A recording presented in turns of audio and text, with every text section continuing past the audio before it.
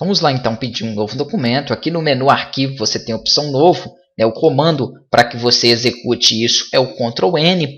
E aqui nós temos as propriedades para a configuração do nosso primeiro documento. Aqui acima vai o título, o nome do que você está criando. Vamos supor que eu fosse criar, por exemplo, uma capa de revista. Então aqui eu vou colocar o nome dela, capa de revista. Este nome é apenas para demonstrar o arquivo aqui aberto no Photoshop, para que você consiga identificar quais as páginas aí estão abertas, depois eu vou explicar, e também o nome no qual ele será salvo. É claro que na hora de salvar eu posso depois também alterar e editar esse nome. Aqui dentro das propriedades nós temos o tipo de documento que eu quero criar. Se é um documento personalizado, aqui eu tenho alguns modelos. Eu criei, por exemplo, um modelo chamado A4 Revista. Vou ensinar vocês a fazerem aí o mesmo. Eu posso clicar sobre ele aqui, ó. Tem a opção de excluir, eu vou excluí-lo para que a gente possa criar do zero. Quando eu não quero criar nenhum tamanho específico, eu deixo personalizado. Mas eu tenho aqui, por exemplo, um tamanho padrão para foto, que é 13 por 9, ali a unidade em centímetros. Eu tenho aqui projeto para web, que ele muda o centímetro para pixels. Nós vamos trabalhar aí com esses recursos. O que eu quero de início que vocês entendam é que aqui eu posso então definir já um tamanho de documento padrão aí para que eu possa utilizar. Eu quero criar uma folha A4, supondo que a gente vá fazer agora uma capa de revista. Então, a largura para uma folha A4 é 21 centímetros e a altura 29,7. Essa é a medida padrão.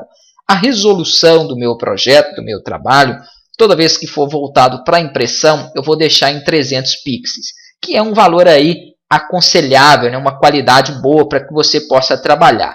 Uma outra coisa é referente ao modo de cores. Aqui existem 5 modos de cores. 2 são muito importantes que vocês saibam. RGB é para trabalhar com um projeto que vai ficar no monitor. Então, às vezes, por exemplo, eu estou criando uma logomarca para colocar no meu site, um banner para web. Então, esse recurso em que eu não tenho a intenção de impressão, eu posso trabalhar e utilizar o RGB. Quando o projeto é voltado para a impressão, aí eu uso a mistura de cores em CMYK, que é o ciano, o magento, o amarelo e o preto. É interessante que sempre que você for imprimir, você trabalhe então com este modo de cor, porque é ideal e é utilizado aí para as impressões. Aqui nós temos cores leve, que é um pouco aquém, um pouco pior, vamos dizer assim, do que as cores CMYK, que também serve para impressão, mas eu não aconselho. Temos o preto e branco, que é os tons de cinza, onde ele vai apresentar apenas essa tonalidade. E temos bitmap, que é interessante também aí para projetos em que você trabalhe com imagens. Embora nós vamos utilizar durante o curso somente cores CMYK e RGB. Mesmo porque o projeto não é interessante que você inicie em tons de cinza, porque depois você pode converter ele em tons de cinza. Então, dá para a gente trabalhar inicialmente desta forma que eu expliquei. Aqui a quantidade de bits, o padrão é 8 mesmo, você pode aumentar um pouco mais, tá joia?